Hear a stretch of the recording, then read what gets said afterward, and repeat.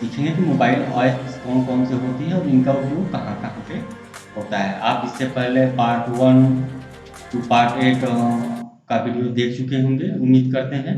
नहीं देखे होंगे तो कार्तिकेय इंस्टीट्यूट को सब्सक्राइब कर लीजिए, आपको सारा वहाँ पे वीडियो मिल जाएगा। आइए देखते हैं मोबाइल ऐप्स। मोबाइल ऐप्स क्या होता है? बहुत सारे आप देखे होंगे कि आपने देखा होगा कि मोबाइल्स में बहुत सारे ऐप्स होते हैं। अब अलग-अलग जैसे फ़ेसबुक, ट्विटर ये सभी मोबाइल्स ऐप्स ही हैं और जैसे भीम ऐप है, यूपीआई है, गूगल पे है, तो ये बहुत सारे ऐप्स हैं। हम यहाँ पे कुछ ऐप विशेष ऐप की चर्चा करेंगे, जो हमारे लिए बहुत ही उपयोगी होते हैं। आइए देखते हैं, मोबाइल ऐप्स क्या होता है? एक मोबाइल ऐप्स एक कंप्यूटर प्रोग्राम या सॉफ्टवेयर एप्लीकेशन है जिसे मोबाइल डिवाइस टैबलेट पर चलाने के लिए डिजाइन किया गया है। एप्लीकेशन मूल रूप से प्रोडक्टिविटी असिस्टेंट जैसे कि ईमेल, कैलेंडर और संपर्क के द्वारा डेटाबेस के उपयोग के लिए होता था। लेकिन ऐप्स के सर्वाधिक मांग के कारण अन्य क्षेत्रों में जैसे mobile games, factory automation, GPS और स्थान आधारित सेवाओं, ऑर्डर ट्रैकिंग और यात्रा टिकट आदि में तेजी से इसका विस्तार हुआ है। इन्हीं कारण से अब लाखों एप्लीकेशन उपलब्ध हैं। एप्लीकेशन आमतौर पर एप्लीकेशन डिस्ट्रीब्यूटर प्लेटफॉर्म से डाउनलोड किए जाते हैं, जैसे गूगल प्ले स्टोर है, जो मोबाइल ऐप्स ऑपरेटिंग सिस्टम के मालिक द्वारा संचालित होते हैं। जैसे ऐप्स गूगल या गूगल प्ले स्टोर कुछ निर्माता और वितरण प्लेटफॉर्म के बीच विभाजित होता है। मोबाइल ऐप्स एप्लीकेशन अक्सर डेस्कटॉप एप्लीकेशन के विपरीत होते हैं, जिन्हें डेस्कटॉप कंप्यूटर पर चलाने के लिए डिजाइन किया जाता है, या वेब एप्लीकेशन जो मोबाइल डिवाइस पर सीधे मोबाइल डिवाइस के बजाय वेब ब्राउज़र में चलते हैं। हम जो है यहाँ पे 10 सबसे महत्वपूर्ण मोबाइल एप्लीकेशन की एक विस्तृत सूची दी गई है, उसी पे चर्चा करेंगे। तो आपने देखा कि मोबाइल एप्लीकेशन जो है मोबाइल पे या टैबलेट पे चलाने के लिए इसको डिज़ाइन किया जाता है और यहाँ पे बहुत सारे मोबाइल्स हैं, मोबाइल ऐप्स हैं, जैसे गेम है, पबजी का तो नाम आपने सुना ही होगा और भी बहुत सारे गेम्स हैं। और जीपीएस से संबंधित हैं, जो स्थान को ट्रैक करता है, ऑर्डर को ट्रैक करता है। ऑर्डर ट्रैकिंग कुछ एप्लीकेशन भी हैं, आईआरसीटीसी है जिसमें हम यात्रा का टिकट का बुकिंग करते हैं, वो और भी बहुत सारे ऐप्स हैं, इनके बारे में हम आगे चर्चा करेंगे कौन-कौन से होते हैं। आइए देखते हैं। हम सबसे पहले जो है Bharat interface for money Bhim के बारे में चर्चा करेंगे। ये जो है कुछ इस प्रकार से इसका एप्लीकेशन जो है जब ओपन होता है तो कुछ इस प्रकार से इंटरफेस इसका दिखता है।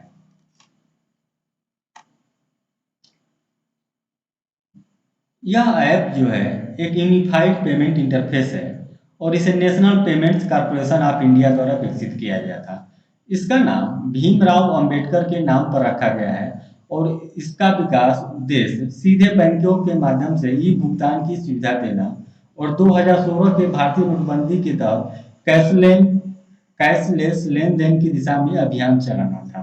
तो ये Bhim Bharat interface for money जो है मुख्यतः जो है पेमेंट करने के लिए, पेमेंट मंगाने के लिए ये सीधे जो है बैंक से जुड़ा होता है।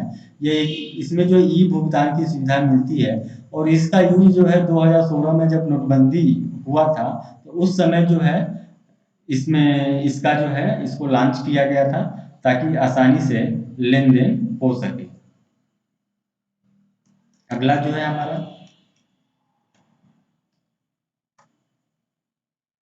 कुछ इसकी जो है विशेषताएं, इस ऐप की भीम की कुछ विशेषताएं, भीम ऐप की विशेषताएं कुछ इस प्रकार हैं। यह जो है यूपीआई का उपयोग सभी बैंकों का समर्थन करता है, तत्काल भुगतान संरचना पर निर्मित है, दो बैंक खातों के बीच तत्काल धन हस्तांतरण की सुविधा देता है, मोबाइल नंबर यूपीआई एड्रेस का उपयोग करके पैसा ट्रांसफर किए जा सकते हैं, ऐप बिना इंटरनेट के भी काम कर सकता है, वर्तमान में अधिकतम रुपया 10,000 प्रति लेन देन की अनुमति है। पहचान और सुरक्षा उद्देश्य के लिए ऐप को जल्द ही आधार कार्ड से जोड़ा जाएगा। तो ये इसकी कुछ विशेषताएं थी भीम की। आइए अगला ऐप देखते हैं। माई गवर्नमेंट ऐप, भारत सरकार ऐप इसको कहते हैं, माई गवर्नमेंट ऐप। इस ये जो है कुछ इस तरह से इसका इंटरफेस दिखता है। इसके बारे में जानते हैं, जानकारी लेते हैं। यह ऐप भारत सरकार द्वारा देश के शासन और विकास में भारतीय नागरिकों की सक्रिय भागीदारी को बढ़ावा देने के लिए भारत सरकार द्वारा एक नागरिक मंच है। इसका उद्देश्य नागरिकों से भीड़ के लिए प्रशासन के विचार स्रोत प्राप्त करना है। इससे उपयोगकर्ता को चर्चा करने और विभिन्न सरकारी परियोजनाओं और योजनाओं में योगदान करने की अनुमति दी जाती है। इस एप्लीकेशन की कुछ विशेषताएं इस प्रकार हैं। अगर विशेषताओं की बात करें तो पहली विशेषताएं इसकी जो पहली विशेषता है वो है उपयोगकर्ता केंद्रीय मंत्रालयों के साथ अपने सुझाव, प्रतिक्रिया और विचारों को लॉगिन और साझा कर सकते हैं। दूसरी विशेषता है इसकी, उपयोगकर्ता चर्चा में शामिल हो सकते हैं, पोल कर सकते हैं और रुचि के विषयों पर समूह बना सकते हैं। तो ये जो है इसकी कुछ विशेषताएं थी। अगला जो हमारा ऐप है IRCTC कनेक्ट ऐप। आइए इसकी कुछ विशेषता देखते हैं। इसका इंटरफेस कुछ इस तरह से दिखता है IRCTC की।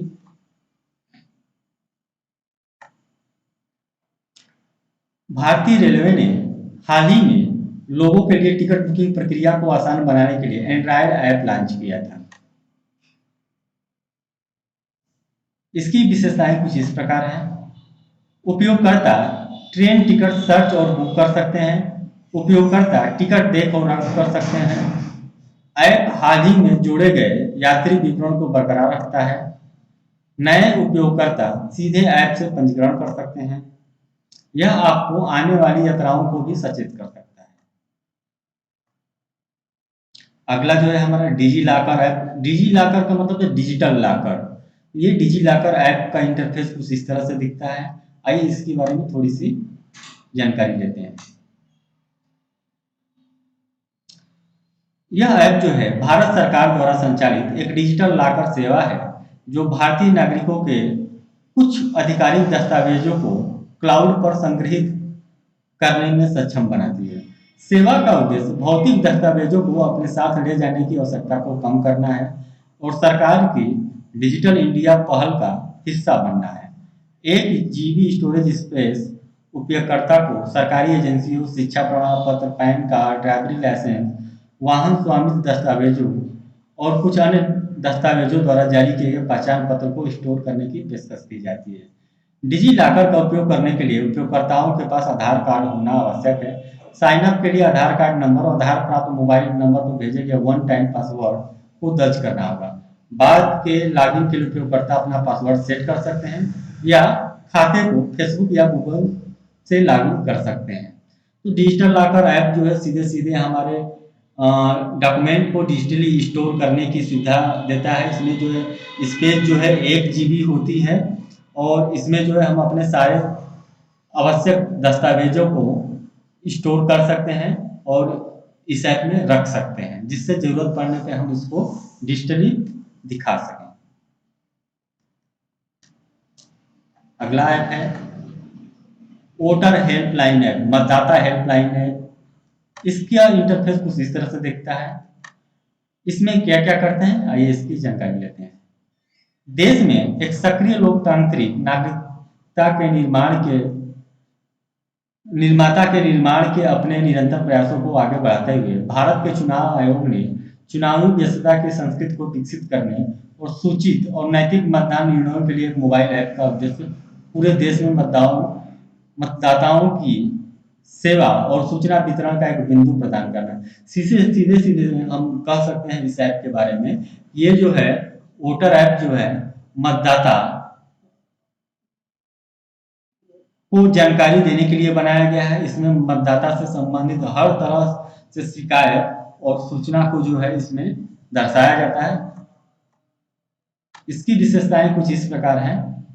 हम जो है इसमें चुनावी खोज, मतदाता सूची में अपना नाम सत्यापित कर सकते हैं, न्यू वोटर रजिस्ट्रेशन के लिए ऑनलाइन फॉर्म जमा करना, अलग निर्वाचन क्षेत्र में शिफ्ट करना, मतदाता सूची में डिलीट या आपत्ति के लिए विधानसभा के भीतर प्रविष्टियों और ट्रांसपोर्टेशन में सुधार, चुनावी सेवाओं से संबंधित शिकायत दर्ज कर सकते हैं और इसके डिस्पोजल की स्थिति को ट्रैक कर सकते हैं। अगला जो है मतदाता चुनाव, ईवीएम और परिणाम पर अक्सर पूछे जाने वाले प्रश्न हैं जो ये ऐप में हम जान सकते हैं।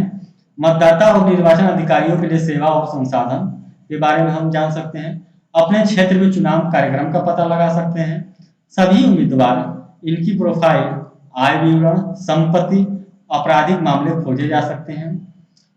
मतदान अधिकारी खोजें और उन्हें फोन करें, जैसे ईआरओ, डीओ और सीईओ। वोटिंग के बाद एक सेल्फी क्लिक करें और आधिकारिक मतदाता हेल्पलाइन ऐप गैलरी में प्रदर्शित होने का मौका प्राप्त करें। पीडीएफ प्रारूप में उम्मीदवारों की सूची डाउनलोड करें और प्रिंट आउट लें।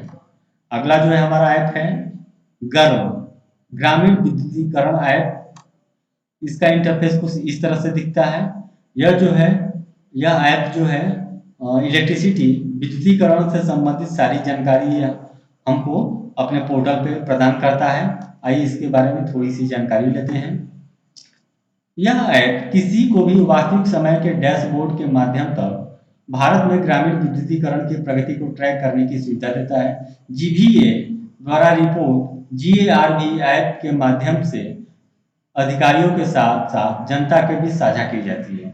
यह राज्य सरकारों पर दबाव डालती है और इस प्रकार समय पर और गुणवत्तापूर्ण वितरण सुनिश्चित रहती है। एप्लीकेशन का उद्देश्य विकास प्रक्रिया की पारदर्शिता को बढ़ाना है। यहाँ जीबीए सीधे राज्यों से आने वाले डेटा के बजाय ऐप पर विद्युतीकरण डेटा कैप्चर है।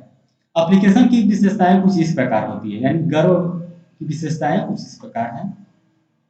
पहला जो है, इसमें जो है उपयोगकर्ता डैशबोर्ड पर कुल विद्युतीकरण गांवों की संख्या देख सकते हैं।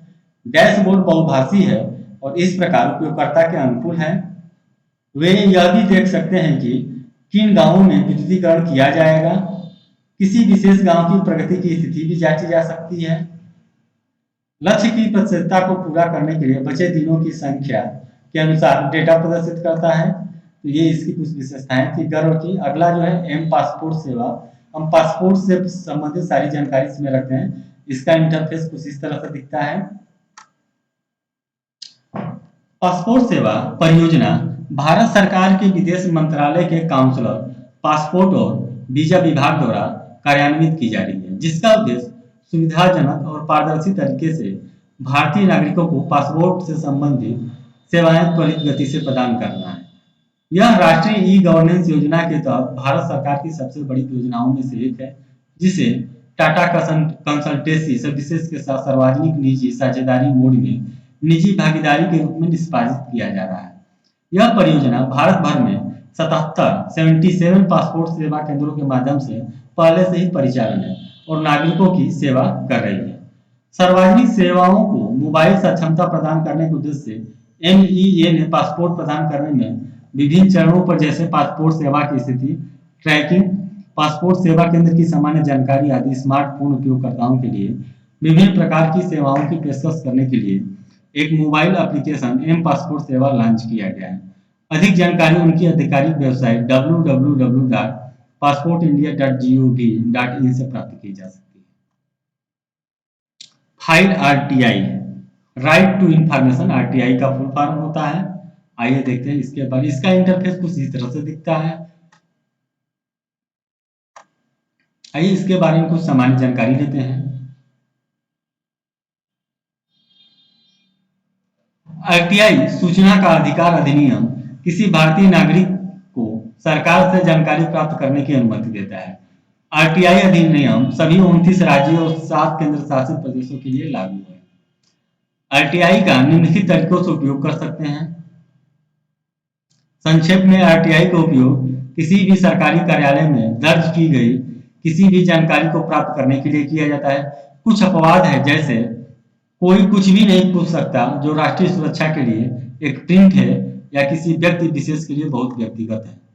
www.onlinerti.com आपके आरटीआई एप्लीकेशन को फाइल करने के लिए ऑनलाइन सेवा है। हमारे पास सभी केंद्र और राज्य विभागों को आरटीआई आवेदन दाखिल करने के लिए एक एकीकृत इंटरफेस है। इस एप्लीकेशन के साथ आप अपने एंड्रॉइड उपकरणों से सीधे आरटीआई आवेदन दायर कर सकते हैं। तो राइट टू इंफॉर्मेशन ये सुविधा देता है कि आपको सूचना का अधिकार किसी से भी 29 राज्यों और 7 केंद्र शासित प्रदेशों में किसी भी सरकारी विभाग से आप इंफॉर्मेशन ले सकते हैं। तो ये जो है हमारा इंट्रोडक्शन टू कंप्यूटर 9 में मोबाइल ऐप्स के बारे में सामान्य जानकारी थी।